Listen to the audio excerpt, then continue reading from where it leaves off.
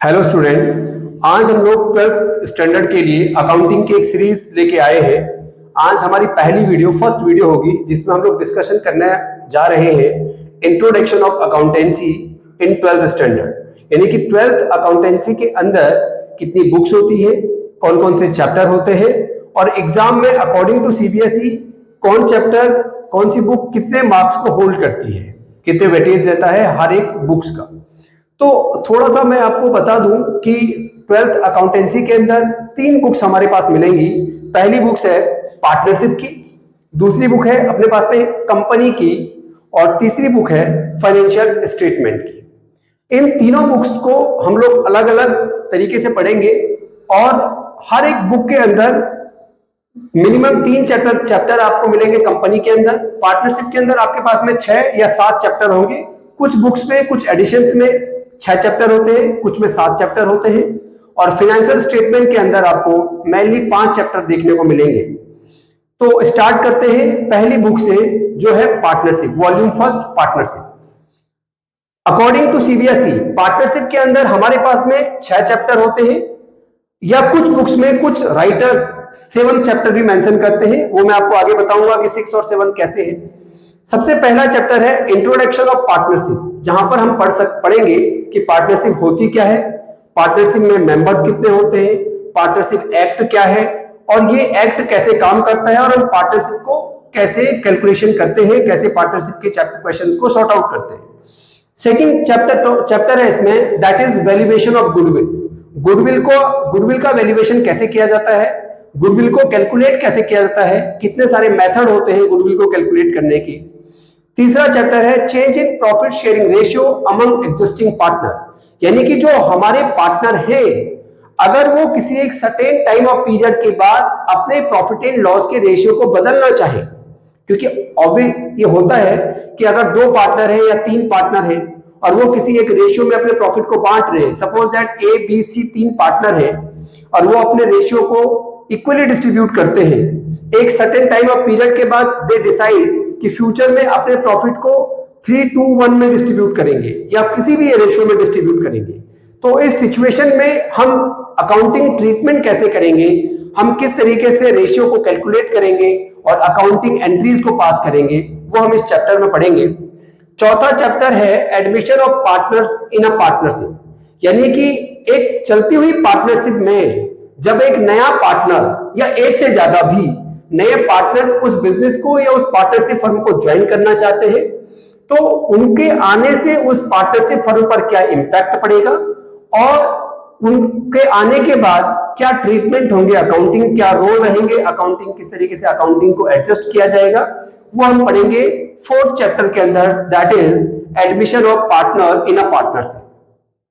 इसी में 5th chapter अपने को मिलेगा retirement and death of the partner. अभी मैंने आपको बताया था कि या तो 6 चैप्टर होंगे या 7 होंगे। कुछ बुक्स में आप देखेंगे रिटायरमेंट का एक अलग चैप्टर है और डेथ का एक अलग चैप्टर है और कुछ बुक्स में आप देखेंगे कि रिटायरमेंट और डेथ एक ही चैप्टर के अंदर है। तो रिटायरमेंट का मतलब एक चलती हुई पार्टनरशिप फर्म में कोई पार्टनर चाहता है कि अब वो कंटिन्यू नहीं करना चाहता, ही वांट टू डिसकंटिन्यू, तो वो पार्टनरशिप फर्म से अपने आप को अलग कर देता है और उस पूरे प्रोसेस को रिटायरमेंट ऑफ द पार्टनर्स कहते हैं।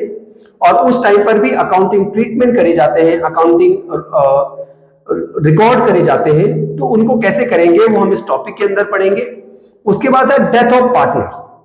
अगर रिटायरमेंट के बाद हम नेक्स्ट टॉपिक पढ़ेंगे डेथ ऑफ पार्टनरशिप का, जिसमें हम देखेंगे कि एक चलती हुई पार्टनरशिप फर्म में से अगर किसी भी वजह से कोई पार्टनर की डेथ हो जाती है तो उस टाइम पे भी हमें अकाउंटिंग ट्रीटमेंट करने पड़ेंगे, पार्टनरशिप में रिकॉर्डिंग करनी पड़ेगी, तो कैसे करेंगे वो हम इस टॉपिक के अंदर पढ़ेंगे। और लास्ट टॉपिक है इसके अंदर dissolution of partnership firm. Dissolution of partnership firm का मतलब होता है जब पार्टनर्स अपनी पार्टनरशिप फर्म को डिसकंटिन्यू करना चाहते हैं। देखो, पार्टनर्स डिसकंटिन्यू नहीं होना चाहता है, पार्टनर्स सारे पार्टनर्स मिलकर अपनी फर्म को ही बंद करना चाहते हैं। इस प्रोसेस को कहते हैं डिसोल्यूशन ऑफ पार्टनरशिप फर्म। इसमें पार्टनर्स अपनी सारी असेट्स को बेच देते हैं, बेचने के बाद जो पैसा आता है उससे सारी लायबिलिटीज को रिपे करते हैं और जो बचता है वो पार्टनर्स आपस में डिस्ट्रीब्यूट करते हैं। उसके लिए पूरा एक प्रोसेस है, पूरा अकाउंट्स क्रिएट होता है, रियलाइजेशन अकाउंट हम वहां पे पढ़ेंगे। तो ये पूरा पार्टनरशिप के 6 चैप्टर का एक बेसिक मैंने आपको बताया कि क्या क्या इसमें है। और मैं आपको बता दूं, अकॉर्डिंग टू सीबीएसई इसमें 36 marks out of 80, 36 marks hold होगा एग्जाम में। जब सीबीएसई का आप एग्जाम देंगे 2024 अप्रैल में, तो आप देखेंगे कि आपको 36 नंबर का पेपर, 36 नंबर का जो मार्क्स होगा वो पार्टनरशिप से आपके पास में होगा। सेकंड बुक हम पढ़ेंगे company. Okay, so second book हमारे पास में है जिसमें हम जिस बुक का नाम होगा कंपनी, वॉल्यूम सेकंड के नाम से भी इसे जानते हैं। सेकंड बुक में बेसिकली 3 चैप्टर हुआ करते थे, जिसमें issue of share, issue of debenture और redemption of debenture. Issue of share का मतलब है कि अगर कोई कंपनी अपने बिजनेस को एक्सटेंड करना चाहती है तो ऑब्वियसली कंपनी को फंड की रिक्वायरमेंट होती है, और अपने फंड को अरेंज करने के लिए कंपनी पब्लिक को अपने शेयर ऑफर करती है, पब्लिक उसके शेयर को खरीदती है। और बहुत सारे क्लॉज होते हैं कि पब्लिक को कैसे शेयर बेचे जाएंगे, पब्लिक कैसे शेयर एक्सेप्ट करेगी, कब कितने शेयर कंपनी बेच सकती है, पब्लिक कितने खरीद सकती है, वो सब हम जब चैप्टर को पढ़ेंगे तो उसको इलोबरेट वहां पे करेंगे। दूसरा issue of debenture. Issue of debenture भी कुछ इसी इंटेंशन के साथ कंपनी के द्वारा करा जाता है। जब कंपनी फंड को रेज करना चाहती है तो इस प्रोसेस में कंपनी अपने डिवेंचर को बेचती है और पब्लिक कंपनी के डिवेंचर्स को खरीदती है। आपको थोड़ा बता दूं, शेयर और डिवेंचर में अंतर होता है। जब कंपनी शेयर बेचती है तो इसका मतलब है कि कंपनी अपने बिजनेस का एक हिस्सा डाइल्यूट कर रही है, एक हिस्सा छोड़ रही है। और जब कंपनी डिवेंचर बेचती है तो इसका मतलब है कि कंपनी पब्लिक से या बाहर से लोन अरेंज कर रही है, जिसके अगेंस्ट में कंपनी पब्लिक को इंटरेस्ट पेड करती है, और शेयर के अगेंस्ट में कंपनी डिविडेंड पेड करती है। तीसरा चैप्टर है रिडेम्पशन ऑफ डिवेंचर। मैं आपको बता दूं, ये चैप्टर बुक में तो हो सकता है आपको मिल भी जाए, लेकिन सीबीएसई ने इस साल के सिलेबस से बाहर कर रखा है, तो इस साल हमें सिर्फ 2 ही चैप्टर सेकंड बुक में पढ़ना है। रिडेम्पशन ऑफ डिवेंचर हम नहीं पढ़ने वाले हैं। थर्ड बुक है फाइनेंशियल स्टेटमेंट। उससे पहले इस बुक से according to CBSE out of 80 जितना मार्क्स होल्ड होगा दैट इज 24, यानी कि 24 नंबर का पेपर हमें सेकंड बुक से मिलेगा। और थर्ड बुक है हमारे पास में फाइनेंशियल स्टेटमेंट, जिसमें से हमें 20 नंबर का मार्क होल्ड होगा, यानी कि अकॉर्डिंग टू सीबीएसई हमें 20 नंबर का पेपर जो बनेगा वो फाइनेंशियल स्टेटमेंट से बनेगा, 24 नंबर का पेपर आपको कंपनी से बनेगा और 36 नंबर का पार्टनरशिप से बनेगा। ये एक मैं एग्रीगेट बता रहा हूं, हो सकता है 1-2 नंबर ऊपर पेपर जब फाइनली आपके हाथ में हो 1-2 नंबर ऊपर नीचे हो सकते हैं, लेकिन एक्यूरेसी इन्हीं चीजों की रहती है कि जैसे ये 32 to 35, ये आपका 20 to 25 और ये आपका 15 to 20 के बीच में रहता है। तो ये मैंने आपको एक्यूरेट फिगर के आसपास बताया है। इसमें हम पहले पढ़ेंगे introduction of financial statement. Financial statement होती क्या है, क्या क्या हम इसमें पढ़ेंगे, हम फाइनेंशियल स्टेटमेंट को क्रिएट कैसे करेंगे। As per company act 2013 schedule 3 part 1 में फाइनेंशियल स्टेटमेंट को डिफाइन किया गया है कि आप कैसे फाइनेंशियल स्टेटमेंट को बनाएंगे। उसके बाद हम पढ़ेंगे comparative and common size statement, यानी कि एक ही कंपनी के किन्हीं 2 सालों को आपस में कंपेयर कैसे करा जाता है। इसमें थ्योरेटिकली भी टॉपिक है और इसमें प्रैक्टिकली भी टॉपिक है। मैं दोनों ही टॉपिक को कवर करके चलेंगे।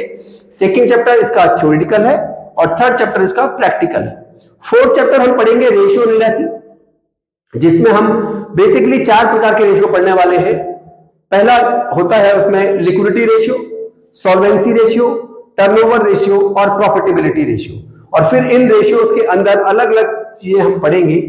और लास्ट टॉपिक है cash flow statement. Cash flow statement को कैसे तैयार करते हैं, कैश के मूवमेंट को हम समझेंगे। और कैश फ्लो स्टेटमेंट को बनाने के लिए 3 मेथड होते हैं, ऑपरेटिंग एक्टिविटीज, इन्वेस्टिंग एक्टिविटीज और फाइनेंसिंग एक्टिविटीज। ये तीनों ही टॉपिक हम पढ़ेंगे कैश फ्लो स्टेटमेंट के अंदर। तो ओवरऑल हमारा जो पूरा पेपर होगा वो 80 नंबर का जो होता है, उसमें से 20 नंबर हमें थर्ड बुक से मिलेंगे, 24 मार्क्स हम सेकंड बुक से होल्ड करेंगे और 36 मार्क्स हम लोगों को फर्स्ट बुक से मिलेगा। तो आप देख के समझ सकते हैं कि फर्स्ट बुक बहुत बड़ा इंपॉर्टेंट रोल प्ले करती है और फर्स्ट बुक के अंदर टॉपिक भी सबसे ज्यादा होंगे।